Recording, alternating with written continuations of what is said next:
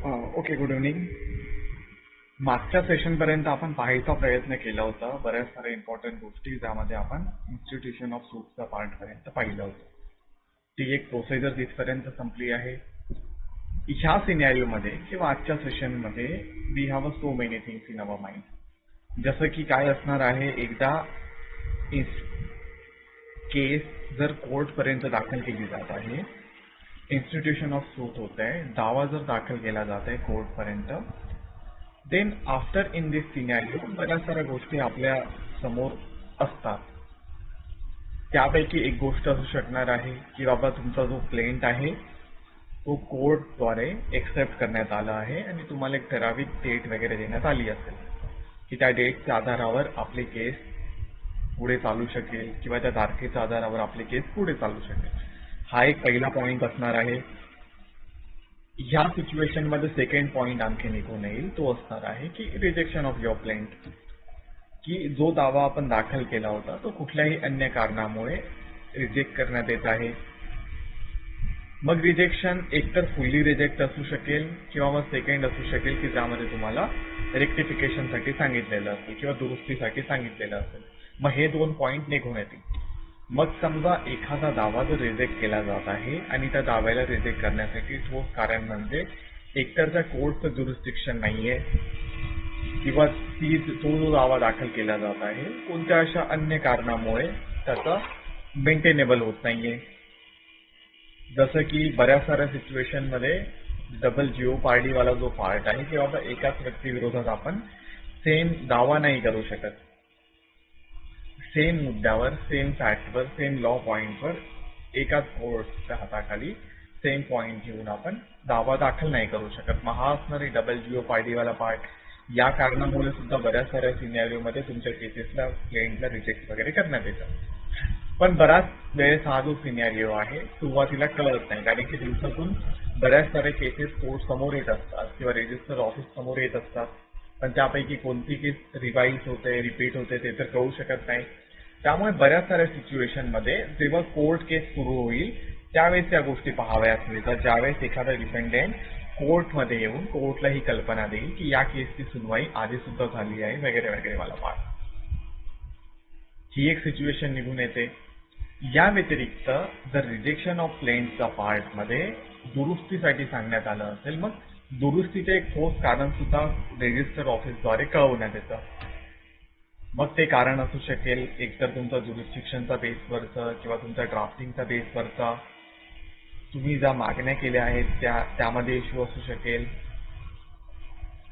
त्या व्यतिरिक्त मग तुम्ही जो ड्राफ्टिंग केला आहे त्यामध्ये जे पार्टीज आहे त्यांची इन्फॉर्मेशन चुकीची आहे किंवा मग ड्राफ्टिंगमध्ये कुठलीही इन्फॉर्मेशन चुकीची असू शकेल जी त्या कोर्टमध्ये गेली की कोर्टचा टाइम वेस्ट होणार आहे असं जर रजिस्टर ऑफिसरला वाटत असेल, मग त्या संपूर्ण सिनॅरिओमध्ये तुमच्या केसला दुरुस्तीसाठी पाठवण्यात येईल किंवा तुमच्या क्लेंटला रिजेक्ट करण्यात येईल आणि रिजेक्शनचं कारण असणार आहे for the rectification or for the error.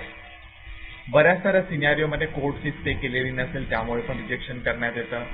Filing व्यवस्थित केली नसेल त्यामुळे पण करण्यात येतं, जसं की सिग्नेचर वगैरे नाहीये, एफिडेव्हिटच लावलं नाहीये, डॉक्युमेंटची लिस्ट लावली नाहीये किंवा लिस्ट ऑफ डॉक्युमेंटमध्ये बाकीचं डॉक्युमेंट नाहीये, तसं काही ठराविक डॉक्युमेंट असतील, बऱ्याच साऱ्या गोष्टी असू शकतील रेक्टिफिकेशनचा पार्टमध्ये. मग ते डिपेंड करत असणार आहे केस टू केस, कोणत्या कोणत्या सिच्युएशनमध्ये असू शकते.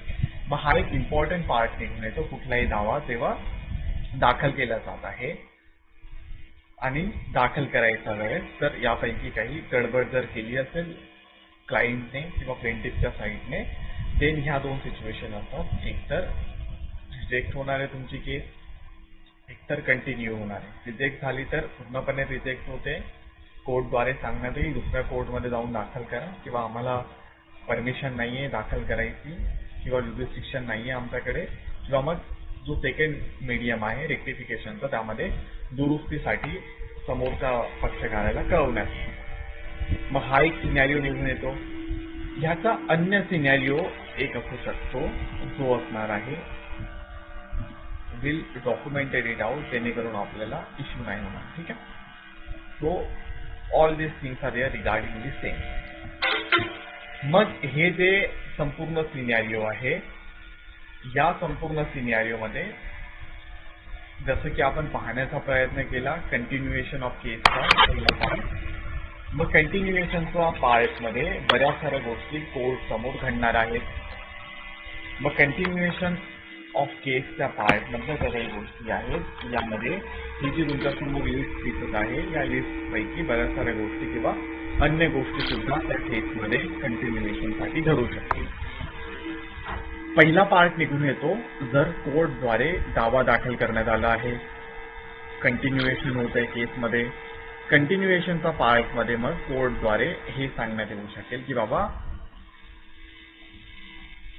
जे काही पार्टी आहे पार्टीने जर दावा दाखल केलाय केस कंटिन्यू होत आहे then court will finalize one of the date, एक तारीख फायनल करण्यात येईल आणि त्या तारखेला केसला सुरुवात वगैरे होऊ शकते.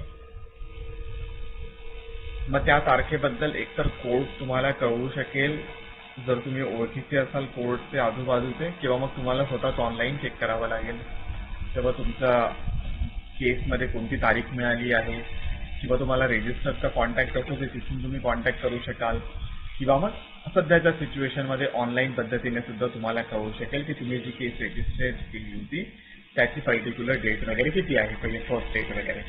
मग अशा प्रकारे त्या पर्टिक्युलर तारखेला तुम्हाला हजर राहावं लागेल आणि त्या पहिल्या तारखेला मग आपल्यासमोर त्या काही गोष्टी आहेत यापैकी सर्व गोष्टी घडू शकतील. डिपेंड करत आहे सिनॅरिओ टू सिनॅरिओ. म्हणजे whenever parties will be there in the court of law, not parties but party will be there. म्हणजे एक प्लेंटिफ जेव्हा कोर्टमध्ये पहिल्या तारखेला हजर होतील त्यांच्या समोर या बऱ्याच साऱ्या परिस्थिती आहेत. पहिली परिस्थिती असेल त्यांच्या समोर एकतर ते केस कंटिन्यूसाठी सांगू शकतील कोर्टला, किंवा पहिल्या तारखेला कोर्टद्वारे प्रोसिजर सुरू होते. ती पहिली प्रोसिजर असणार आहे examination of parties by the court under order number 10. त्यामध्ये बरेच सारे प्रश्न कोर्टद्वारे विचारले जाऊ शकतात प्लेंटिफला, त्यांच्या ॲडव्होकेटला जर ते हजर असेल तर, नाहीतर मग प्लेंटिफला या सर्व प्रश्नांचा जबाब वगैरे द्यावा लागतो. कोर्टद्वारे केस दाखल झाल्यानंतर जर कोर्टने प्लेंट वगैरे वाचली असेल तर वेल अँड गुड, अदरवाईज कोर्ट थोडासा वेळ घेतो, 5-10 मिनिटं किंवा अन्य डेट पण घेऊ शकेल, वेगळी तारीख पण घेऊ शकेल, डिपेंड करत असतं कोर्ट समोर कशा प्रकारे केस तुम्ही मांडत आहात किंवा किती लांब तुमची केस आहे त्यानुसार कोर्ट ठरवू शकेल त्याच दिवशी सुनवाईला सुरुवात करायची किंवा पुढच्या तारखेला करायची, डिपेंड करत असणार आहे सिनॅरिओ. मग हे असणार आहे जर कोर्ट कंटिन्यू करत असेल केसला देन स्टेप नंबर 1 असणार आहे किंवा 0 स्टेप आपण सांगू शकतो केस सुरू व्हायच्या आधी, ती असणार आहे examination of parties by the court under order number 10. मग त्याद्वारे कोर्ट समोरच्या पार्टीला विचारू शकेल नावगाव पत्ता वगैरे पासूनची इन्फॉर्मेशन, किंवा केस का दाखल केली, कारण वगैरे, वेगळे अन्य ऑप्शन देऊ शकेल कोर्ट, सेटलमेंटचं ऑप्शन देऊ शकेल, किंवा कोर्टला जसं योग्य वाटत असेल तशा प्रकारे कोर्ट एक्झामिन वगैरे करू शकतं, जेणेकरून कोर्टला एक प्रॉपर माहिती हवी असते त्या समोरच्या क्लायंटकडून, प्लेंटिफकडून, की त्या व्यक्तीने दावा का दाखल केला होता आणि तो दावा दाखल केल्यानंतर कोर्टचा टाइम तर वेस्ट होणार नाहीये. हा एक संपूर्ण सिनॅरिओ असणार आहे. त्यामुळे examination of parties by the court करण्यात येणार आहे. मग examination of parties by the court हे पहिल्या डेटला पण होऊ शकेल किंवा अन्य शेवटच्या डेटपर्यंत जेव्हा कधी कोर्टला वाटू शकेल तेव्हा कोर्ट करू शकतो, कारण की कोर्टचा तो लिगल राईट असणार आहे. कारण की कोर्टला आज पहिल्या दिवशी कळत नाहीये केसमध्ये गडबड आहे, पण काही 2-3 दिवसांनी कळालं, 2 वर्षांनी कळालं, 1 महिन्याने कळालं, त्यावेळेस कोर्ट एक्झामिनेशन ऑफ पार्टीज करू शकतो. मग हे सर्व सिनॅरिओ आहे. या सिच्युएशनमध्ये मग कोर्टद्वारे एक प्रश्न विचारला जातो पार्टीला, प्लेंटिफला खास करून तो असणार आहे की तुम्ही कोणती स्टेप घेणार आहात, काय ऍक्शन तुम्हाला घ्यायची. स्टेपचा अर्थ असणार आहे की बाबा तुम्हाला आता या केस तर तुम्ही दाखल केली, ही केस कोर्टपर्यंत आली पण आहे, पण तुम्हाला नेमकं काय करायचं आता, तुम्हाला त्याची दिशा ठरवावी लागेल. So that is why court is asking what step you have to take in this case, कोणती ऍक्शन तुम्हाला घ्यायची. मग ही ऍक्शन असणार आहे पॉईंट नंबर 1 पासून तर पॉईंट नंबर 10 पर्यंत कुठलाही सिनॅरिओ. एकतर कंटिन्युएशन ऑफ केस करायची जर म्हटलं आहे प्लेंटिफने तर त्या सिनॅरिओमध्ये समन वगैरे पाठवून अपोनंट पार्टीला बोलवून घेतलं जाईल. अशा प्रकारे अंडर ऑर्डर नंबर 5 मध्ये continuation of case to someone वगैरे पाठवून समोरच्या पार्टीला बोलवण्याचा प्रयत्न प्लेंटिफ करू शकतो.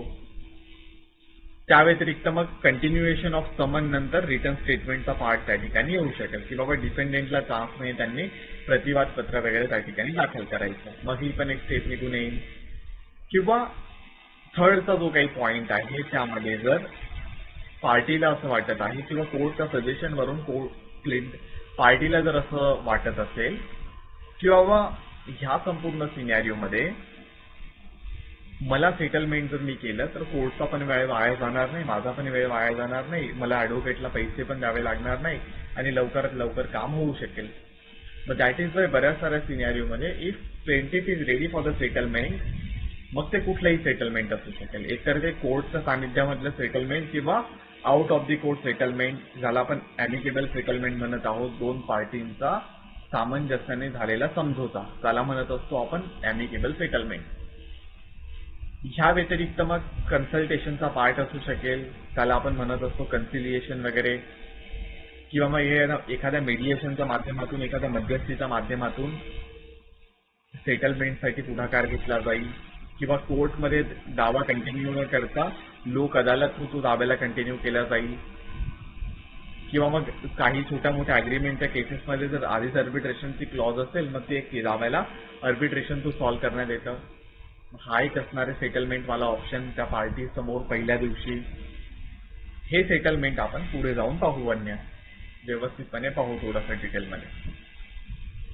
त्या व्यतिरिक्त मग पाचवा पॉईंट येतो की बाबा डेथ ऑफ पार्टीज जर झालं असेल तर समजा प्लेंटिफ एकापेक्षा जास्त आहे किंवा पार्टी प्लेंटिफ एकच असेल किंवा अपोनंट पार्टीज असतील डिफेंडेंटच्या साईडचं, यापैकी कोणी अशी व्यक्ती वारत आहे. In general parties to be सूट दाव्यातील पक्षकार वारत आहेत, सर्व किंवा कोणताही. मग याबद्दल कोर्टला कल्पना द्यावी लागेल पहिल्या दिवशी की बाबा एवढ्या दिवसामध्ये आम्ही दावा दाखल केला, कोर्टपर्यंत बोर्डमध्ये जो येत आहे दावा तोपर्यंत अन्य व्यक्तीचे निधन वगैरे झालंय. मग त्याबद्दलची information we have to inform the court under order number 22. मग यामध्ये कोर्टला आपल्याला एक लेखी निवेदन द्यावं लागेल, ते प्रूव्ह करण्यासाठी आपल्याला एक डेथ सर्टिफिकेशन प्रोड्यूस करावं लागेल. So all this scenario regarding the same हा पहिल्या दिवशी असू शकेल. त्या व्यतिरिक्त मग सहावा पॉईंट या ठिकाणी येऊ शकतो की ज्यामध्ये वकालतनामासाठी आपण पुढाकार घेऊ शकतो. जर तुमच्या वकिलांनी क्लायंटसोबत वकीलपत्र जर दाखल केलं नसेल मग तो अन्य एखाद्या दिवशी किंवा पहिल्या दिवशी आपलं वकालत पत्र वगैरे कोर्टमध्ये देऊ शकेल, किंवा मग कोर्टकडे विनंती करू शकेल की आम्हाला थोडासा एका तारखेची मुदत द्या, आम्ही वकालतनामा दाखल करू, किंवा आम्हाला ॲडव्होकेट चेंज करायचा आहे त्यामुळे थोडासा वेळ द्या. व्हॉट एव्हर दी सिनॅरिओ, वकालतनामासाठी वकालतपत्रासाठी आपण थोडासा वेळ घेऊ शकतो. चौथा पॉईंट आपला उरला होता, शिल्लक होता त्यामध्ये, ज्याला आपण म्हणत होतो विड्रॉवल ऑफ सूट. समजा प्लेंटिफला असं वाटत आहे की बाबा या सर्व सिनॅरिओमध्ये जर प्लेंटिफला वाटत आहे की बाबा तुम्ही आपण जो दावा दाखल केला आहे तो दावा उगाच का कंटिन्यू ठेवायचा आहे, वेळ वाया जाईल वगैरे वगैरे, हे जर संपूर्ण कोर्टने कळवल्यानंतर प्लेंटिफच्या डोक्यात आलं किंवा स्वतःहून डोक्यात आलं, प्लेंटिफच्या डोक्यात कुठेतरी न्यूजपेपर वाचून आलं असेल, त्यांच्या वकिलांनी सांगितलं, एखाद्या नातेवाईकांनी सांगितलं, कुठल्याही अशा कारणाने जर प्लेंटिफला वाटत आहे केस कंटिन्यू करायची नाहीये, then he have a option withdrawal of suit, तो दाव्याला मागे काढू शकतो. ठीक आहे, तर तो एक पार्ट आहे विड्रॉवल ऑफ सूट. त्यानंतर मग पुढच्या सिनॅरिओमध्ये कोर्टकडे 7व्या पॉईंटनुसार आपण वेळ मागून घेऊ शकतो. डॉक्युमेंट वगैरे ओरिजिनल फॉर्म मध्ये नाहीये माझ्याकडे किंवा अन्य डॉक्युमेंट नाहीये, ते कोर्टपर्यंत दाखल करण्यासाठी किंवा कोर्टला ते दाखवण्यासाठी आम्हाला थोडासा वेळ हवा आहे. हा पण एक पार्ट त्या ठिकाणी निघून येतो. त्या व्यतिरिक्त मग पुढचा पार्ट येतो कोर्ट फीसचा, जसं की आपण आधी पण डिस्कस केलंय. कोर्ट फीस जर पे नाही केली तर कोर्ट हवा फुल राईट तुमच्या केसला डिसमिस करायचा.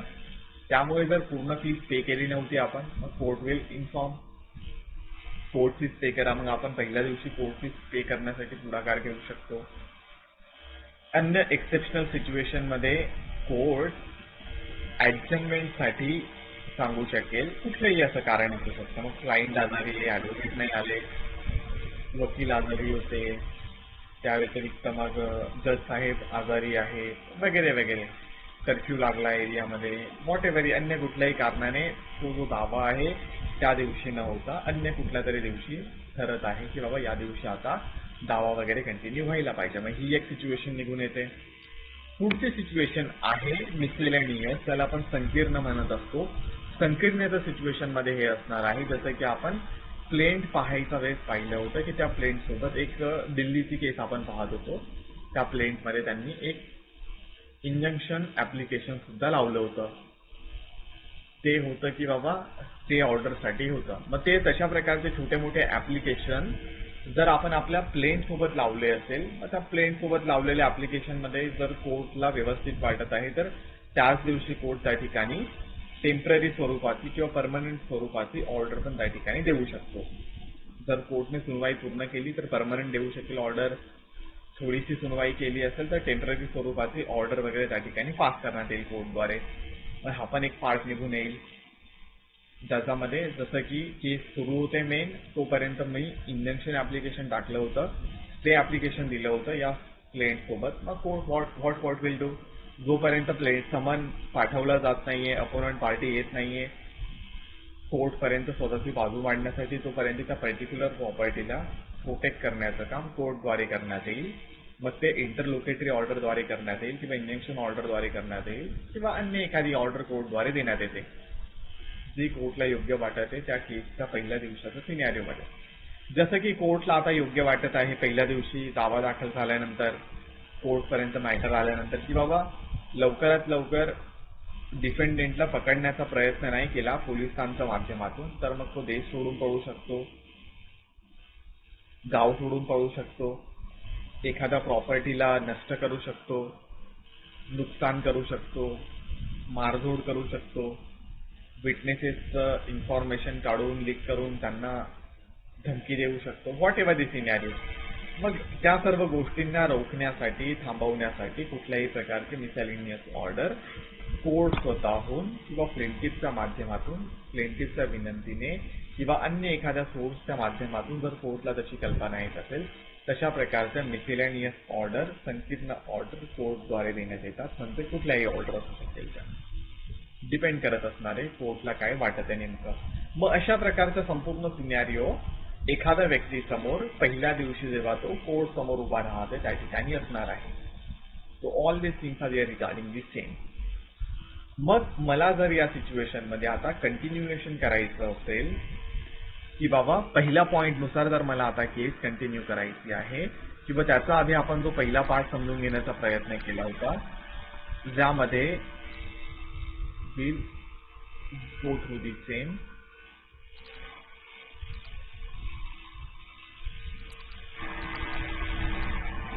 पहिला सिनॅरिओ आहे, पहिला पार्ट आहे यामधला, ज्याला आपण म्हणत होतो रिजेक्शन ऑफ क्लेम किंवा रिजेक्शन ऑफ सूट असू शकेल. मग rejection of suit, rejection of plaint मध्ये I just have to repeat the same thing.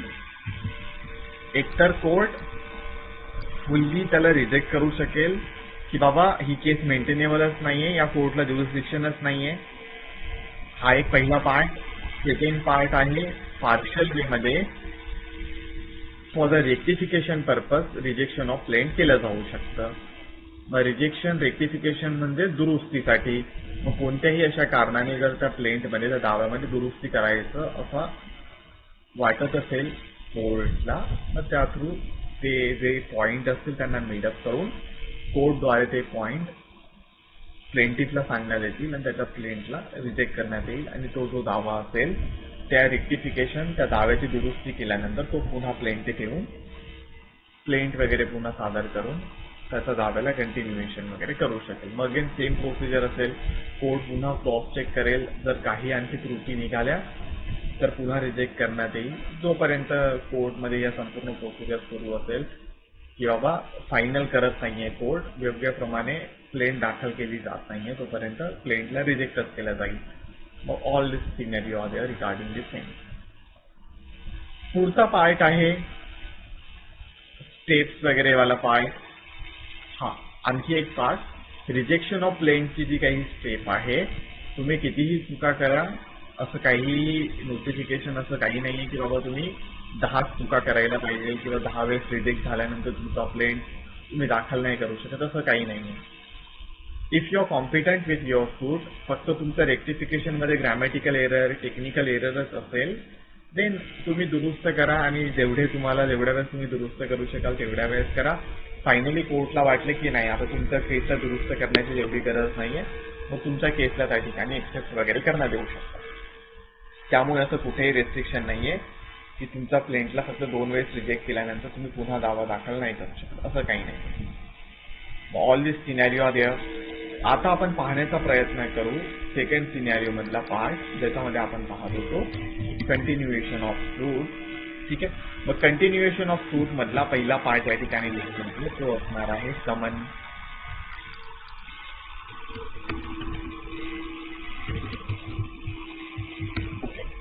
समनच्या पार्टमध्ये समन म्हणजे एखाद्या व्यक्तीला बोलावणं. कोर्ट केसमध्ये, कोर्टच्या दाव्यामध्ये एखादा व्यक्ती म्हणजे असा एखादा व्यक्ती, एखादा अन्य पर्सन ज्याचं काम आपल्याला त्या केसमध्ये आहे की तो काही ना काही इन्फॉर्मेशन कोर्टला देऊ शकेल, त्यासाठी त्या व्यक्तीला बोलावणं. मग सुरुवातीच्या सिनॅरिओमध्ये जेव्हा दावा दाखल होते त्या सिनॅरिओमध्ये फक्त आपल्याला एकच व्यक्तीची मदत आहे आता, की तो व्यक्ती असणार आहे डिपेंडेंट, प्रतिवादी, सामनेवाला, या व्यक्तीला बोलवायचे आपल्याला. मग समनच्या पार्टमध्ये खास करून 2 मुद्दे या ठिकाणी उपस्थित असतात व 2 मुद्दे आपल्याला समजून घ्यायचे असतात. ते असणार आहे पहिला मुद्दा त्यापैकी इश्यू ऑफ समन, आणि सेकंड मुद्दा असणार आहे यामधला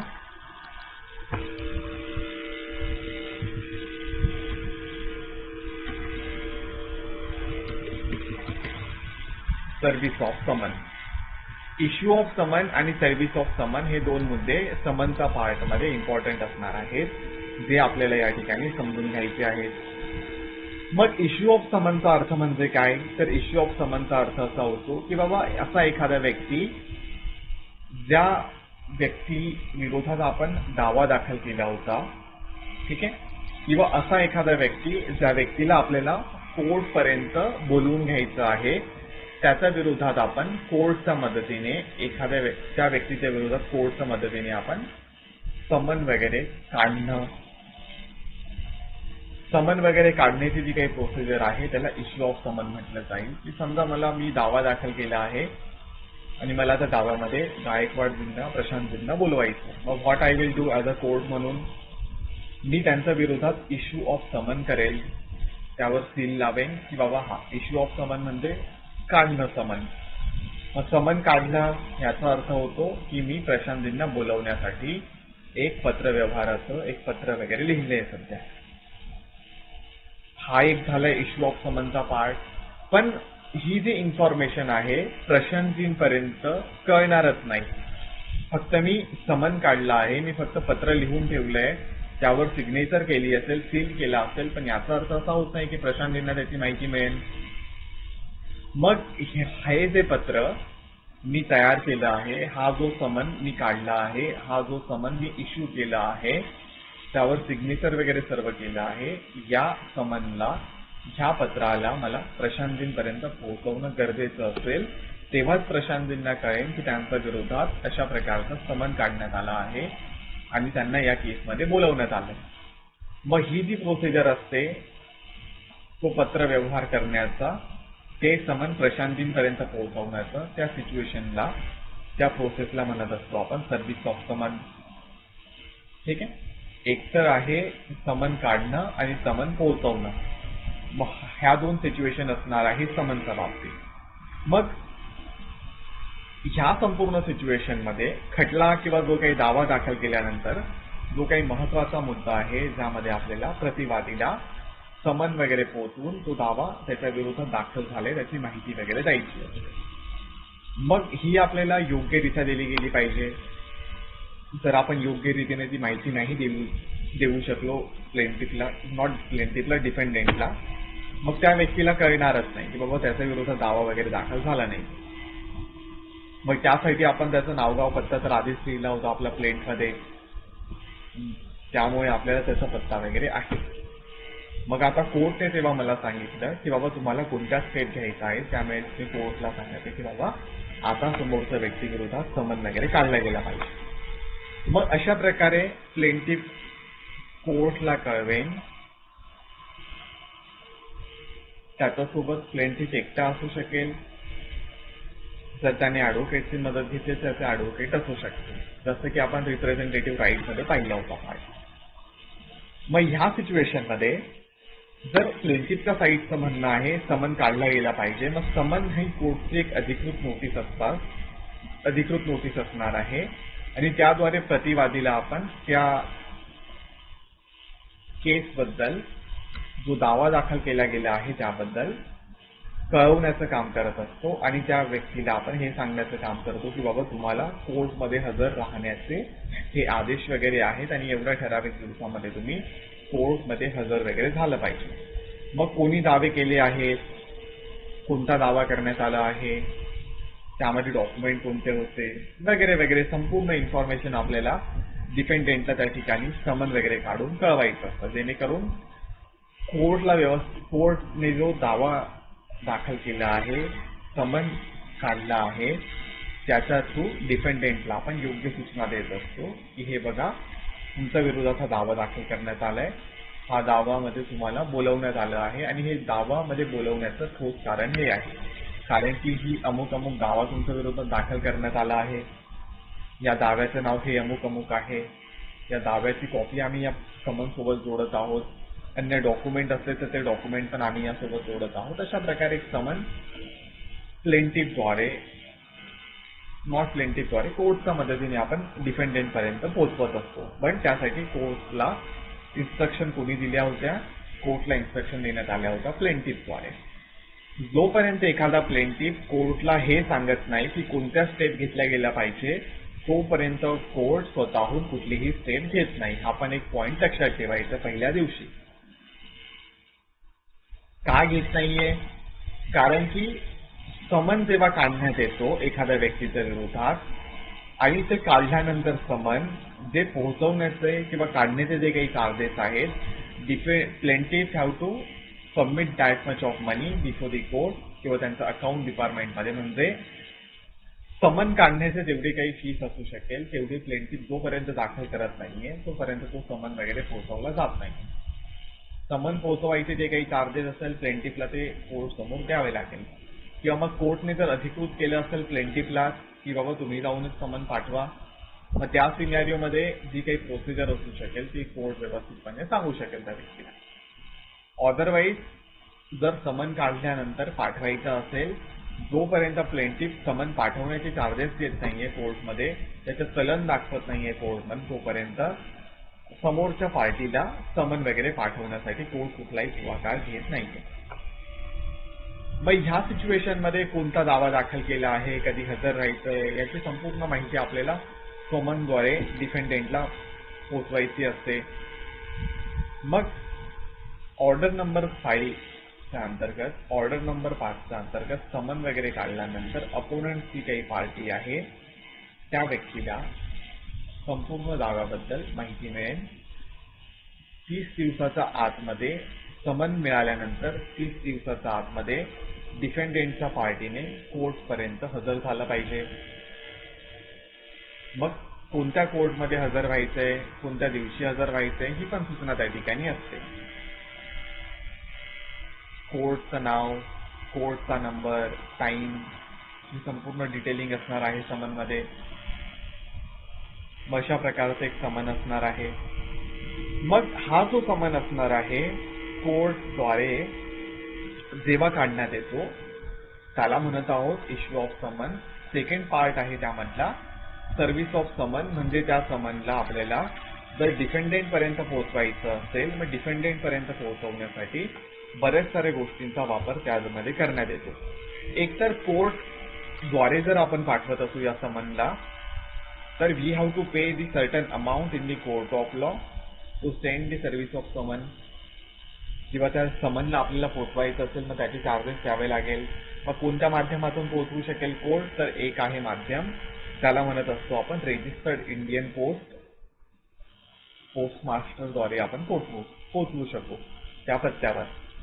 रेजिस्टर्ड पोस्टद्वारे मग तो व्यक्ती त्या पत्त्यावर जाईल, त्या डिलिव्हर करेल तो समन आणि त्या व्यक्तीची साईन वगैरे घेऊन कोर्टला त्याची पोच पावती, ॲक्नॉलेजमेंट, रिसिव्हची सिग्नेचर वगैरे घेऊन देऊ शकेल, जेणेकरून कोर्टला कल्पना मिळेल की समन सक्सेसफुली पोहोचलाय या व्यक्तीला, कोणत्या दिवशी कोणत्या तारखेला मिळाला ते पण कळू शकेल. हा एक पार्ट आहे. सेकंड पार्ट या ठिकाणी निघून येतो. सेकंड पार्ट असणार आहे एखादं असं योग्य मीडियम ज्याला गव्हर्नमेंटने ऑथराईज केलं आहे, त्या माध्यमातून आपण पोहोचवू शकू समन. म्हणजे अन्य एखादी कुरिअर सर्व्हिस ज्याला हायकोर्टने रिकग्नाइज केलं आहे राज्य सरकारासोबत, त्या मीडियमचा वापर आपण करू शकतो. जर आपल्याला भारतीय टपाल, इंडियन पोस्टचा वापर करायचा नसेल, मग ते पोर्ट ठरवेल. मग त्यामध्ये आपण खाजगी सेवांचा पण वापर करून घेऊ शकतो, पण त्यासाठी कोर्टची अनुमती पाहिजे. कोर्टने त्याला परमिशन दिलेली पाहिजे, जी ऑथराईज आहे गव्हर्नमेंटद्वारे. त्या माध्यमातून आपण सर्व्हिस ऑफ समन करू शकतो.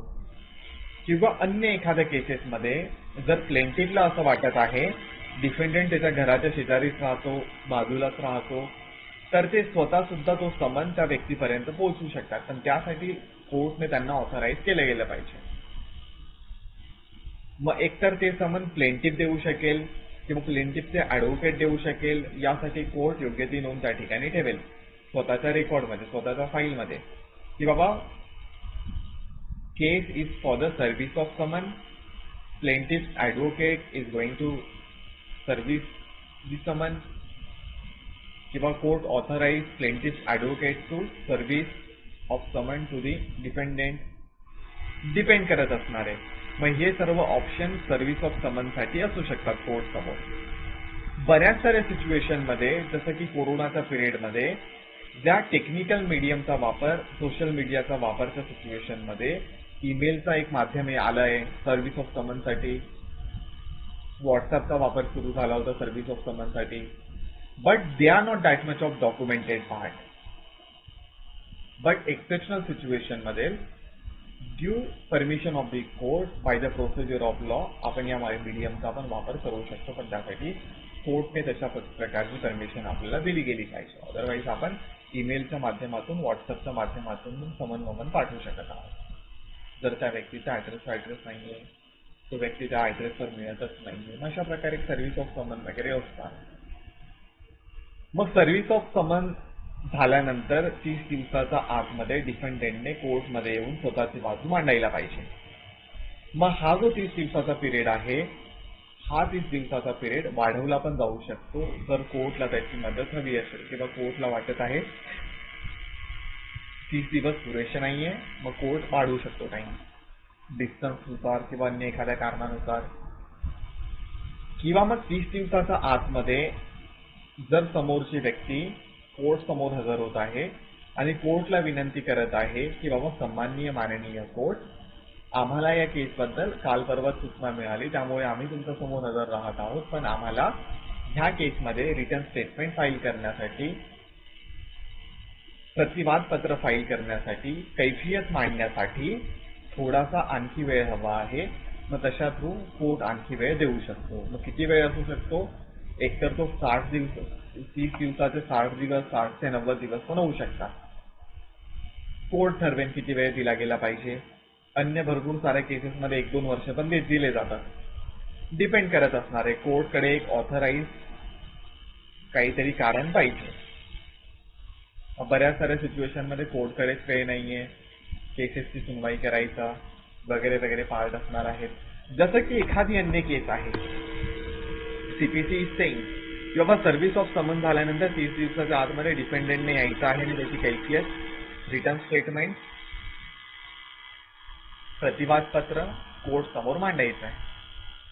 पण समजा एखाद्या केसमध्ये तारीखच तुम्हाला नेक्स्ट तारीख 6 महिन्यांनी मिळत आहे, 3 महिन्यांनी मिळत आहे, मग 30 दिवसाचा व्हॅलिडिटी कुठे गेली ती मग डिपेंड करत असणार आहे केस टू केस. त्यामुळे 30 दिवसाचा वेळ भलेही 30 दिवसाचा असला तरी बऱ्याच साऱ्या वेळेस तो जास्त असतो. किंवा मग जर तुम्हाला वाटत 30 दिवसाच्या आतमध्ये तुम्ही नाही फाईल करू शकत ॲज अ डिपेंडंट म्हणून, डिपेंडंटचा ॲडव्होकेट म्हणून, then you have to convince the court की कोर्टने का तुम्हाला आणखी वेळ दिला गेला पाहिजे. मग कोर्ट असं काही तुम्हाला लगेच हाकलून वगैरे देत नाहीये. Court is going to give the extra time to you to file the return statement before the court, जेणेकरून कोर्टला पण एक ठोस कारण मिळायला पाहिजे तुमच्या बाजूला मांडून घेण्याचा. मग ह्या सिच्युएशन असणार आहे केसमध्ये. मग ह्या संपूर्ण सिनॅरिओ असतो. मग ह्या संपूर्ण सिनॅरिओमध्ये बऱ्याच साऱ्या गोष्टी आणखी या सेम पोझिशनला निघून येतात. जसं की 30 दिवसाचा आजचा जो काही पॉईंट आपण सांगितला आहे, पण बऱ्याच साऱ्या सिच्युएशनमध्ये असं होतं की बाबा प्रतिवादी जो आहे, डिपेंडेंट जो आहे, सामनेवाला जो आहे, या व्यक्तीला समन मिळतच नाही. मग त्या सिच्युएशनमध्ये काय करायचं, किंवा त्याचा ऍड्रेस चुकीचा आहे, त्या सिच्युएशनमध्ये काय करायचं. मग त्या सिच्युएशनमध्ये बऱ्याच साऱ्या गोष्टी कोर्टद्वारे सांगण्यात आल्या आहेत. एकतर असणार आहे सर्व्हिस ऑफ समनच्या सिच्युएशनमध्ये जर त्या व्यक्तीचा ऍड्रेस मिळाला नाहीये, मग पुन्हा एकदा ते समन परत येईल कोर्टमध्ये आणि रिसमन केलं जाईल. कोर्ट विचारेल की बाबा ऍड्रेस चुकीचा होता, किंवा मग पोस्टामध्ये ते रिझन असेल की बाबा तो व्यक्ती घरी नव्हता, त्यामुळे आम्ही सर्व्हिस ऑफ समन नाही करू शकलो. मग पुन्हा रिसमनसाठी ते पाठवलं जाईल. त्याचे चार्जेस जे असेल डिपेंडेंटला, प्लेंटिफला द्यावे लागतील. मग पुन्हा एकदा सर्व्हिस केली जाते, पुन्हा एकदा पत्रव्यवहार केला जाते, समन पाठवलं जाते त्या व्यक्तीपर्यंत. मग जर समन मिळाला तर वेल अँड गुड, अदरवाईज ते समन पुन्हा कोर्टपर्यंत परत येईल.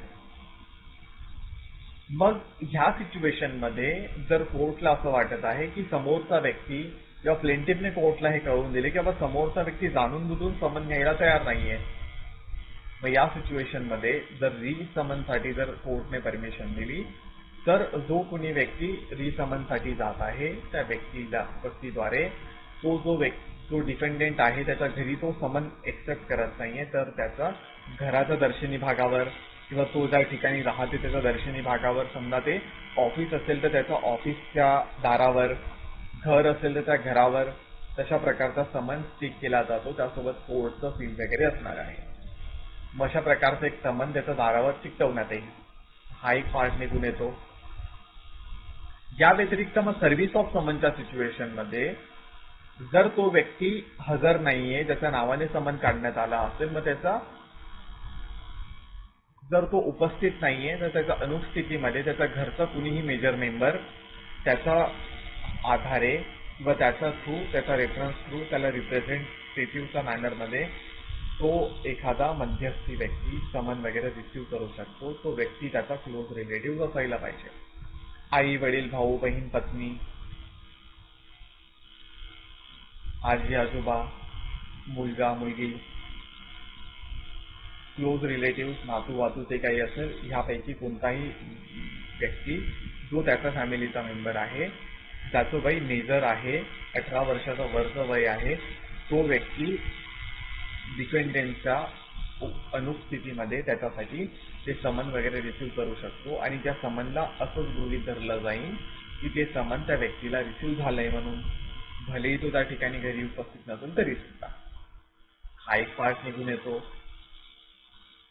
त्या व्यतिरिक्त जर तो व्यक्ती, समन घेणारा व्यक्ती, एखाद्या ऑफिसचा ऍड्रेस दिला असेल आणि तो व्यक्ती जर नाहीये ऑफिसमध्ये, तर त्यांचे ऑफिसर जे आहेत किंवा त्याचे सर जे असेल, त्याचे मॅनेजर जे असेल, किंवा त्यांची हायर ऑथॉरिटी, त्यांचे HOD, त्यांचे मॅनेजर, डिरेक्टिंग मॅनेजर, डिरेक्टर वगैरे कंपनीचे, CEO वगैरे कंपनीचे जे ऑथॉरिटीवर पोस्टवर आहेत, ते त्या व्यक्तीच्या माध्यमातून ते समन वगैरे रिसिव्ह करू शकतात. मग ते प्रायव्हेट सेक्टरसाठी पण आहे लागू, गव्हर्नमेंट सेक्टरसाठी सुद्धा पण लागू आहे. जर एम्प्लॉई नाहीये तर त्याचे हेड त्याचा अनुपस्थितीमध्ये समन रिसिव्ह करू शकतात. हा एक पॉइंट निघून येतो. समजा ह्या सिच्युएशनमध्ये जर ती व्यक्ती नाहीये आणखी, तर तो समन परत जर कोर्ट पर्यंत येत आहे, मग एक पुढचं माध्यम असतं ते असणार आहे प्रोक्लेमेशन, उद्घोषणा. मग हा उद्घोषणेचं माध्यम म्हणजे कोर्टद्वारे त्या व्यक्तीच्या विरोधात उद्घोषणा केली जाईल. उद्घोषणा ही जाहीरपणे केली जाते. मग एकतर न्यूजपेपरमध्ये त्या व्यक्तीचं नाव देण्यात येईल, रेडिओमध्ये देण्यात येईल, पोस्टर लावण्यात येऊ शकतात त्या एरियामध्ये ज्या ठिकाणी त्या व्यक्तीला शेवटल्यांदा पाहण्यात आलं असेल, किंवा त्याच्या गल्लीमध्ये, व्हॉट एव्हर जे सुटेबल मीडियम कोर्ट वॉन्ट, त्या माध्यमातून उद्घोषणा वगैरे केली जाऊ शकते. सोशल मीडियामध्ये पण केलं जाऊ शकतं. फक्त त्याला त्या समनबद्दल कल्पना द्यायची आपल्याला, जेणेकरून उद्या उठून तो व्यक्ती हा क्लेम करू शकत नाही अंडर ऑर्डर नंबर 9 मध्ये की बाबा मला कळालंच नाही समनबद्दल. आणि कोर्ट ह्यासाठी अशा प्रकारची उद्घोषणा करत आहे की court under order number 9, order number 9, एक पार्टे डिक्री, एक तर्फी हुकूमनामा वगैरे काढू शकेल. त्यासाठी कोर्टद्वारे अशा प्रकारच्या उद्घोषणा केल्या जातात, जेणेकरून उद्या उठून अन्य व्यक्तीने सांगायला नको, डिपेंडेंटने येऊन सांगायला नको की बाबा मला कळवलंच नव्हतं. त्यामुळे आपण न्यूजपेपरमध्ये तो ज्या ठिकाणी राहायचा त्या ठिकाणी, त्याचा बिझनेस त्या ठिकाणी होता त्या ठिकाणी, सर्व अशा मीडियममधून तशा प्रकारची उद्घोषणा वगैरे करू शकतो, जेणेकरून ज्या व्यक्तीला त्या समनबद्दल कळेल तो व्यक्ती जर ओळखत असेल या डिपेंडेंटला तर तो त्याला व्यवस्थितपणे सूचना देऊ शकेल. मग अशा प्रकारच्या उद्घोषणा.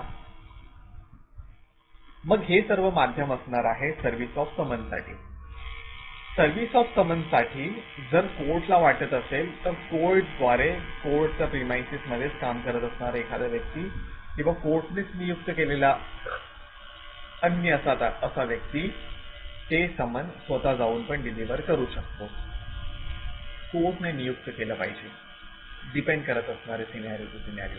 That is by so many options are in front of the court. पण कोर्ट इन जनरल गव्हर्नमेंट फोर्सचा वापर करत असतात. छोटा एरिया असेल तर गव्हर्नमेंट ऑफिशियल्सच एखाद्या व्यक्तीला नियुक्त केलेलं असेल आणि तो व्यक्ती जाऊन स्वतः समन वगैरे देण्याचे काम करत असतो, डिपेंड करत असणारे कोर्ट टू कोर्ट सिच्युएशन.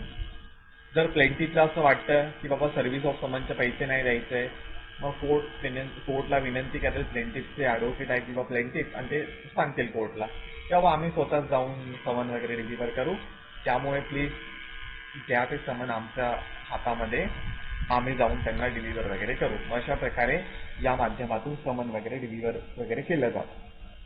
मग हे संपूर्ण पार्ट आहेत.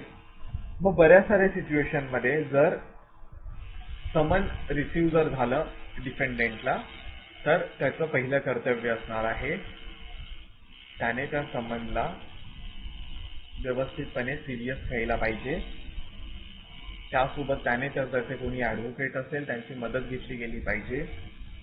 जर ॲडव्होकेट नसेल तर त्याने ॲटलिस्ट सिरियस घेऊन त्या मॅटरला कोर्टमध्ये जो काही दिवस फिक्स असेल त्या दिवशी हजर राहिलं पाहिजे. जर तो हजर नसेल त्या दिवशी मग रिसमन केलं जाईल पुन्हा त्या व्यक्तीला. 2-3 वेळेस रिसमन झालं तर एकतर्फी हुकूमनाम्यासाठी दावा वगैरे पुढे केला जातो. क्रिमिनल मॅटर राहिला असता तर लगेच कोर्टद्वारे वॉरंटची प्रोसिजर अवलंबली जाते की बाबा एखादा व्यक्ती समन पाठवून येत नाहीये तर पोलिसांद्वारे त्याला अटक करून आणा कोर्टपर्यंत. ही पण एक प्रोसिजर अवलंबली जाते, पण खास करून सिव्हिल मॅटरमध्ये ही प्रोसिजर पाहिली जात नाही. पण जर मोठा मॅटर असेल, सिरियस काइंड ऑफ थोडंसं काहीतरी असेल गडबड, then court can follow all this procedure. भलेही सिव्हिल केस असेल तरी डिपेंड करत असणारे पण कोर्ट समोर कोणता मॅटर आहे. जसं की एक सिच्युएशन त्या ठिकाणी निघून येते, दावा सिव्हिल आहे, समन पाठवून सुद्धा डिफेंडेंट वाली पार्टी येत नाहीये आणि असं लक्षात येतंय कोर्टचं की ही जी व्यक्ती आहे ना त्याचा प्रॉपर्टीचा दावा आहे, त्यावर एन्फोर्समेंट करत आहे, प्रॉपर्टीला नष्ट करत आहे वगैरे वगैरे. त्यामुळे एन्फोर्स करून कोर्ट वॉरंट वगैरे काढून त्याला एन्फोर्स करून कोर्टपर्यंत बोलून घेऊ शकतो. डिपेंड करत असणारे कोर्टला काय वाटत त्या केसमध्ये त्यानुसार ह्या काही सिच्युएशन असू शकतील. मग जेव्हा कधीही आपल्याला समन काढून घ्यायचं असेल कोर्टमध्ये एखाद्या अन्य व्यक्तीच्या विरोधात, त्या सिच्युएशनमध्ये एकतर कोर्ट जर विचारत आहे की बाबा कोणत्या स्टेप घ्यायचे आहेत, आपण एक ओरली सांगू शकू कोर्टला किंवा मग आपण लेखी निवेदन दिलं तरी सुद्धा चालणार आहे. कोर्ट दोन्ही माध्यमांना कन्सिडर करू शकतो. मग एकदा कोर्टने कन्सिडर केलं की नाही बाबा तुम्ही आता समन काढायला पाहिजे, मग कोर्ट समन वगैरे काढण्यासाठी एक लेटर वगैरे टाईप करेल. जसं की लेट मी शो यू, जर या ठिकाणी अवेलेबल असेल फॉर्म वगैरे समजतं शो यू समन.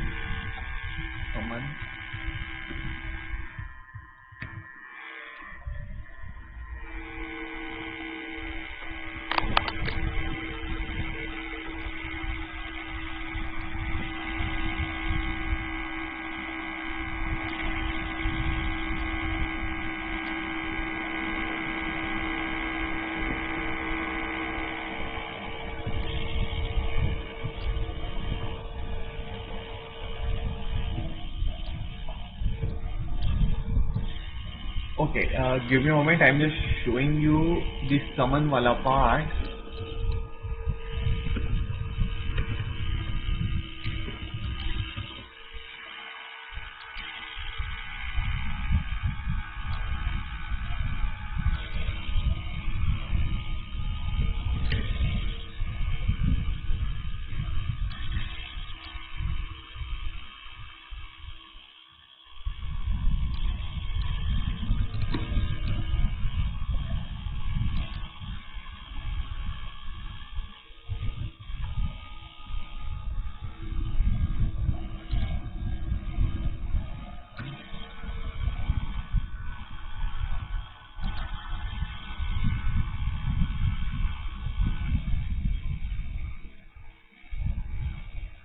स्क्रीन विजिबल आहे? अच्छा, एक मिनिट. लेट मी शो दिस स्क्रीन.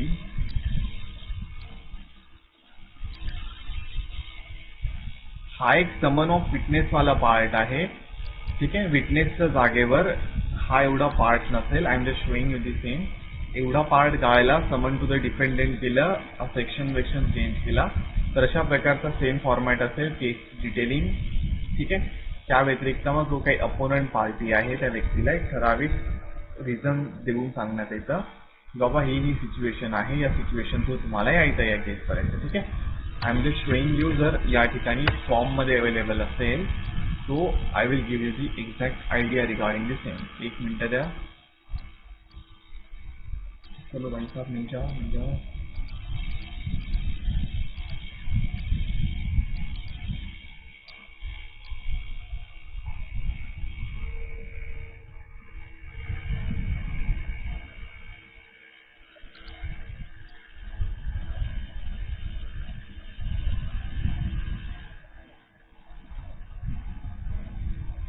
स्क्रीन विजिबल आहे तुम्हाला?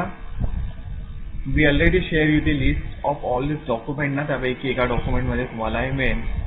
ठीक आहे. एक मिनिट द्या. चलो भाई साहब आ जाओ ऊपर.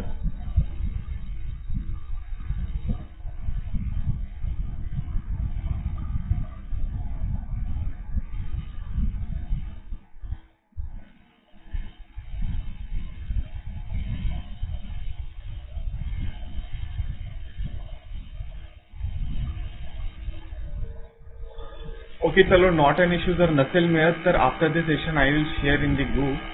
तर तुम्हाला एक थोडंसं आयडिया येऊन लागेल की बाबा समनवाला पार्ट किंवा समन वगैरेचा फॉर्मॅट काय असणार आहे. सगळ्या केसेसमध्ये सेमच फॉर्मॅट आहे, असं वेगळं काही नाही आहे.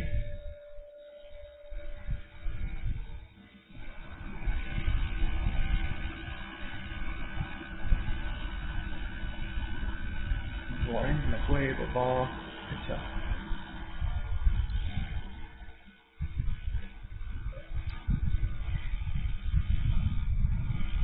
हा एक एक्सपार्टी डिग्रीवाला आहे. ठीक आहे. एक्सपार्टी डिग्री म्हणजे एकतर्फी हुकुमनाम्यासाठी हा समन जो आहे हा पाठवण्यात येईल. ठीक आहे. We already share in the group हे सर्व फॉर्म, तर तुम्ही त्याच्या थ्रू ग्रुप चेक करू शकाल. मग हा एक डिरेक्टली फॉर्मॅट पाठवला जाऊ शकेल डिपेंडेंटला, तर तो हजर होत नाहीये. तर त्याला कंपल्शन करण्यासाठी की बाबा एक तर तुम्ही हजर व्हा, नाही तर तुमच्या विरोधात आम्ही एक पार्टी डिग्री वगैरे फाईल करू.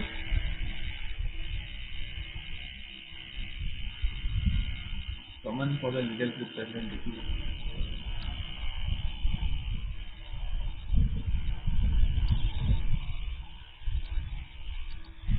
हा एक पार्ट आहे अपेअरिंग पर्सन. ओके.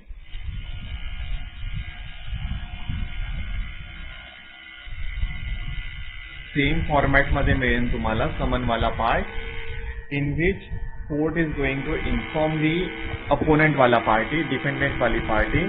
या ठिकाणी केसचं नाव वरच्या साईडला. ठीक आहे. ते संपूर्ण झाल्यानंतर डिफेंडेंटचं नाव असेल या ठिकाणी, की बाबा नाव आहे डिफेंडेंटचं, त्याचा पत्ता सर्व असेल.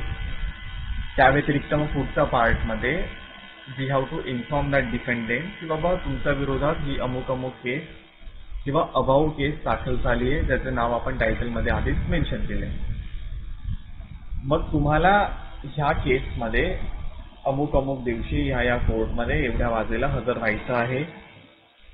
मग ही एक इन्फॉर्मेशन त्या व्यक्तीला पोहोचवायचं आहे आणि त्यासाठी तुम्हाला जे काही उत्तर असेल तुमचं ते कोर्टमध्ये हजर राहून स्वतः हजर राहून त्या ठिकाणी कळवायचं आहे किंवा स्वतः किंवा तुमच्या ॲडव्होकेटच्या मदतीने तुम्ही त्या ठिकाणी हजर व्हायचं आहे. आणि ह्या समन्ससोबत आम्ही डिटेल ऑफ दी केस किंवा सूट किंवा प्लेंट आम्ही यासोबत जोडली आहे ती तुम्ही क्रॉस चेक करू शकाल. जर तुम्ही अबसेंट वगैरे राहत असाल तर तुमच्या विरोधात जी काही अन्य कारवाई असेल ती केली जाऊ शकते. मग ह्या संपूर्ण सिच्युएशनचं या मसल्याचं एक समन आपण डिफेंडेंटपर्यंत पोहोचत आहोत आणि त्याच्या माध्यमातून डिफेंडेंटने कोर्ट समोर हजर व्हायचं आहे आणि जी अन्य जी प्रोसिजर असणार आहे ती त्या व्यक्तीने करायला पाहिजे. मग एक फॉर्मॅट आहे छोटासा डिटेलिंगवाला format. If I will get I will share in the group.